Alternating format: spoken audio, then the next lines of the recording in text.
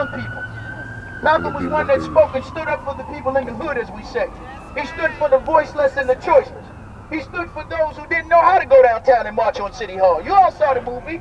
You all used to go to the meetings. If not, your parents went, your grandparents went. That when there was an injustice that was going on uptown, Malcolm would take the citizens downtown. Malcolm would take them to the culprits and hold the culprits responsible. Likewise, you and I are heirs to that legacy today, that we have to be willing to stand with this family. That they're not a family of lawyers. They're not a family where they know how to go up against the Baltimore City Police Department.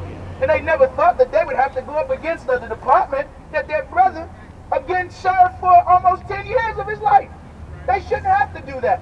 That every officer in that department should be standing with this family. Every officer that's a state trooper should be standing with this family. Every brother that's in the military should be standing with this family.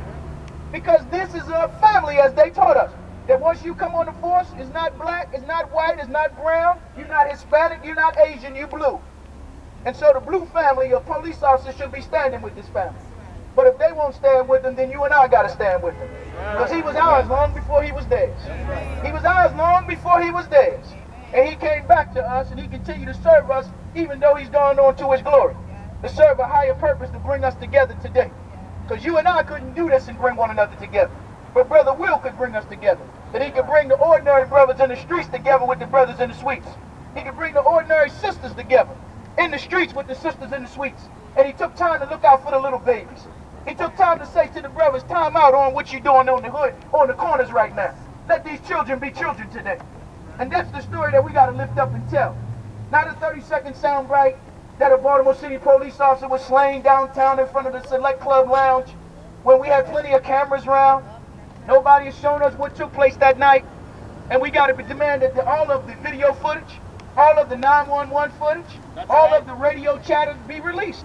At any time in Montgomery County, they can release the videotape of a bank robbery the day after the bank robbery. We got to ask, what's the difference between Baltimore City Police Department and Montgomery County Police Department? That they had transparency then, so that the citizens could see what went wrong at the bank robbery down there 2 weeks ago. And here we are, almost 6 weeks now, and we haven't seen not one video camera of what took place here that fateful night. We've not seen one or heard one 911 call. And if you would just release that, then the community would feel better. The family would feel better that there's an open investigation, that there's an ongoing investigation, that there's transparency, there's accountability. But if we haven't seen that, then we can only not just speculate, but come to our own conclusion. That you obviously are either covering up the death of Officer Torbit, covering up what occurred here that horrific night, and you don't want us to, you know the old policy they got in the military right now, don't ask and don't tell. So obviously somebody asking the Torbit family, somebody's asking the citizens in Baltimore, don't ask and we won't tell. But we can't allow that to continue to happen. Because they'll do it to Officer Torbit and the Torbit family today, and they'll do it to one of our loved ones tomorrow, or next week, or next month. And if you're a Baltimore City police officer, black, brown, red, yellow, or white, it will not make a difference. But particularly if you're black working undercover on the Baltimore City Police Department. That may be a painful reality that some don't want to deal with in this city right now. But that is the reality. When you look at all of the studies, all of the reports regarding, again, shootings that occur when officers are working undercover. There is no history of a white police officer being shot and killed, not even beaten by his fellow officers when he's working undercover. But there's a long, lengthy history in Baltimore City, in New York City, in Chicago, in Atlanta, in Atlantic City, in Oakland, California, in Los Angeles, California, of black officers being shot, being killed, being beat by their fellow officers. So that's why we gather here today. And we ask again, as the news media that are here, that they, again, look around and show all of the beautiful faces that are here today to support the Torbit family and support the legacy of our brother, Officer William H. Torbit Jr., but also, as we have been charged with by that brother, to make sure we hold up his legacy, to make sure we stand with his family and fight for justice. Because as the great Reverend Dr. Martin Luther King Jr. said, injustice anywhere is a threat to justice everywhere. And so we cannot have justice denied, because justice delayed is justice denied. So this is not just a protest and a rally but is where we, again, commemorate all of those who has lost loved ones in the city this year. And here we are on February the 21st, and we've already had about 30 to 40 to 50 murders. But because we don't have transparency from our police department, we don't even know. Isn't that a shame?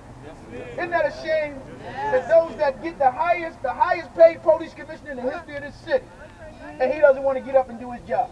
The highest paid state's attorney, State's Attorney Greg Bernstein, he don't want to get up and do his job. To do a separate investigation from the Baltimore City Police Department. They can investigate when it comes to dogs. They can investigate when it comes to cats. How come they can't investigate when it comes to the real cats that's on the street? I'm talking about the men and women and the citizens who elected them to office. The men and women and children that they're supposed to be serving. So that's why we're here today. And even though City Hall may be closed, even though the court systems may be closed, that there's a bigger court that ain't never closed. There's a bigger City Hall that ain't never closed. There's a bigger judge that's always watching, always sitting over and seeing the wrongs and know that he's going to correct the wrongs and make the wrongs right. But at the same time, he works through men and women for the benefit of men and women. So you and I got to be willing to be vessels. That's right. To allow him to use us, but not allow anyone to abuse us, but to use us and use us in the right way.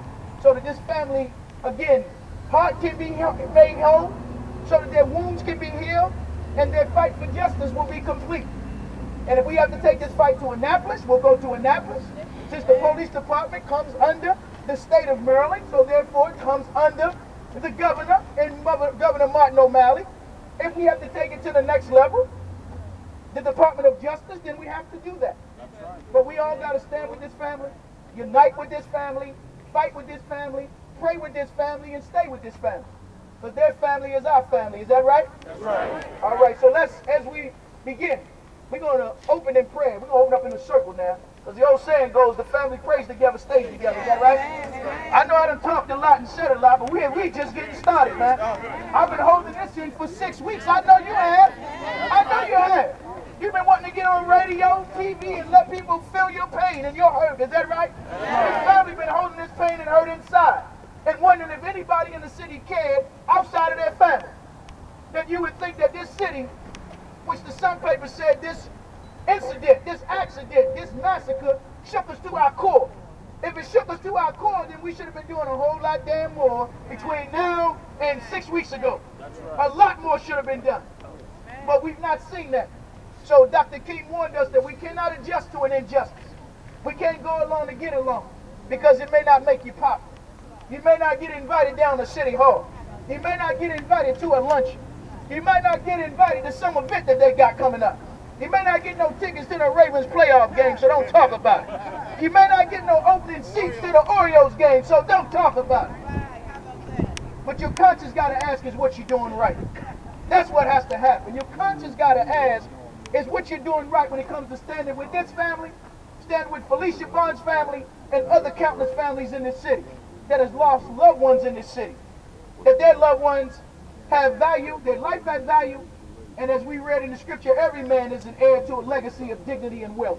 And every man has the rights that are neither deferred by nor derived from the state, but they're God-given. And therefore, we got to stand up, as we said, as we commemorated